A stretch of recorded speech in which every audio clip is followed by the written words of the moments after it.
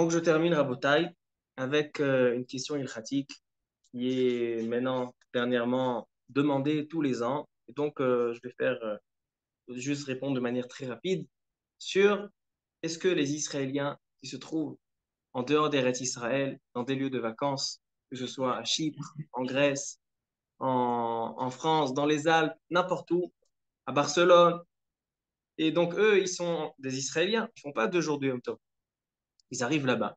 Non, c'est pas une ville où il y a des Juifs. Dans les villes où il y a des Juifs, quelqu'un qui va à Paris, qui va à New York, qui va à Marseille, qui va dans des endroits où il y a des Juifs, c'est sûr qu'il n'a pas le droit de transgresser le deuxième jour de Yom Tov. La question ne se pose pas. Comme ça dit le Shulchan Aruch dans Siman Taf Tzadik Vav, qu'on doit respecter le minag de là où on se trouve et donc de ne pas faire pas transgresser, de ne pas profaner le deuxième jour de Yom Tov. Mais là, la question qui se pose, c'est tous ces lieux de vacances qui ne sont pas des villes d'habitation juive, qui ne sont pas des villes où des Juifs y habitent toute l'année. Alors, ce n'est pas un Yishuv Yehudi, ce n'est pas un endroit que les Juifs habitent. Est-ce que, dans ce cas-là, ils doivent respecter le deuxième jour de Yom Tov? Ou bien on dit non, il n'y a pas de Minaga Makom, c'est pas le Makom. Et c'est vrai qu'il y a des gens aussi de France et d'Amérique, ils vont se retrouver ensemble. Mais eux, ils font leur Minag d'où ils viennent. Et moi, je suis israélien, je fais le Minag d'où je viens, je fais seulement un jour de Yom Tov. Donc, dans cette question, on a des avis partagés.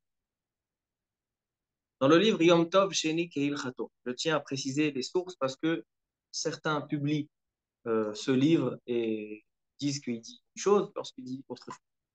C'est pour ça que je tiens à préciser. Dans le livre Yom Tov, chez Nekeil Chato, dans le chapitre 3, dans les petites lettres en bas, 32, il ramène les paroles de Rav Shlomo Zalman Auerbach et de Rav Eliashib, qui disent les deux, que un endroit où il n'y a pas d'habitation de juifs toute l'année n'est pas considéré un Yishuv Yehudi, n'est pas considéré une ville de juifs. Et donc, il n'est pas nécessaire de respecter les coutumes de l'endroit, étant donné que l'endroit n'a pas de coutumes, il n'y a pas de juifs là-bas. Et même s'il y a des personnes de Chutz La'aretz, donc des personnes qui vivent toute l'année à l'étranger, qui viennent se joindre à ce séjour, et donc eux, ils font 2 jours de Yom Tov. Donc a priori, c'est vrai que tu n'as pas de problème de Minagamakom, mais il y a peut-être un problème de Ziluta de Yom Tov. Tu lui fais, après, il va te voir faire, après, s'il voit l'Israélien qui fait ce qu'il veut, alors lui aussi, il va faire ce qu'il veut. Il dit, non, étant donné que il sait que lui, c'est un Israélien et pour lui, c'est permis.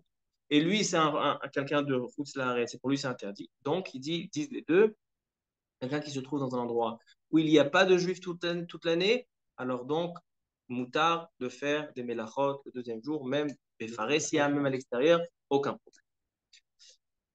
Maintenant, ça, c'est dans le cas où il n'y a pas de juifs. On est sûr qu'il n'y a pas de juifs toute l'année. Par exemple, dans les stations dans les Alpes, etc., oui, ça marche par période. Même, par exemple, dans les hôtels en Crète, etc.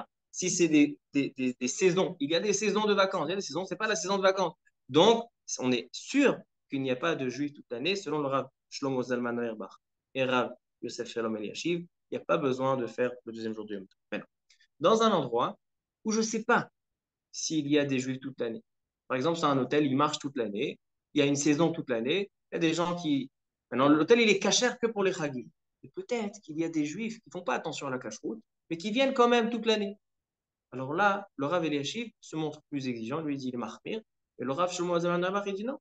Étant donné que l'hôtel, il est cachérisé seulement pour des périodes, et donc ce n'est pas quelque chose qui est fixe toute l'année, il dit le Rav Shlomo Zalman Auerbach, dans ce cas aussi, il n'y a pas besoin de respecter le deuxième ordre.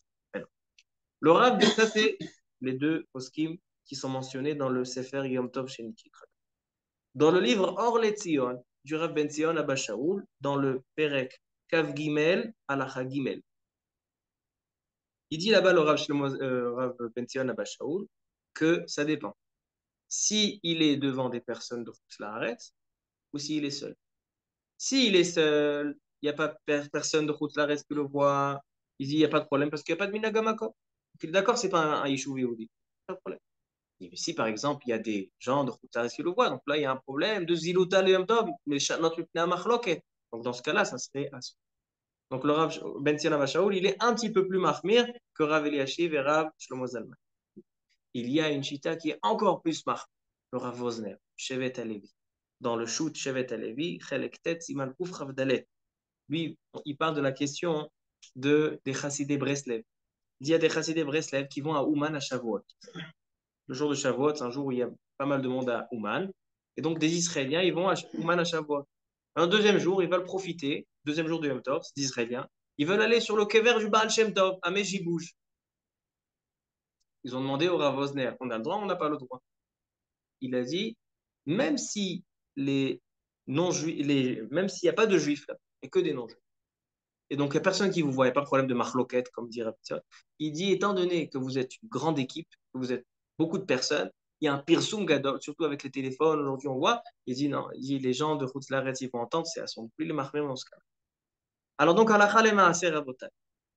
Étant donné que c'est quelque chose qui n'est même pas un issour gamour midérabanan, c'est pas un interdit qui est me'ikaradi, c'est un chashash de mipnei machloket, c'est respecter le minagamakom, alors, à mon avis, on peut se reposer sur l'opinion du Rav Shlomo Zalman Auerbach, qui dit, lui et Rav Eliashiv, que si c'est sûr qu'il n'y a pas de juifs toute l'année, c'est seulement saisonnier, parce que la saison n'est pas toute l'année, on peut être Mekel et de ne pas faire deuxième jour de même temps.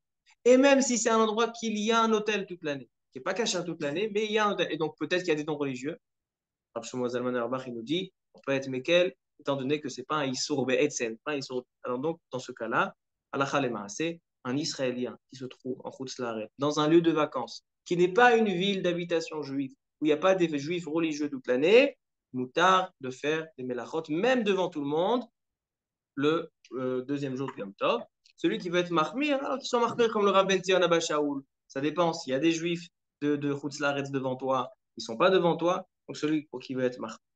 En tous les cas, même si celui qui veut faire vraiment la khumra et de ne pas faire à l'extérieur, à l'intérieur de la maison, dans la chambre d'hôtel, etc., Betsina, Pachout ou Barour, qu'il n'a pas besoin d'être mahmir, étant donné que ce n'est pas Yishuv Yehudi. Si c'était à Paris, etc., on est mahmir, même Betsina, et là, on ne sera pas mahmir, Betsina. Baruch Adonai Leolam, Amen.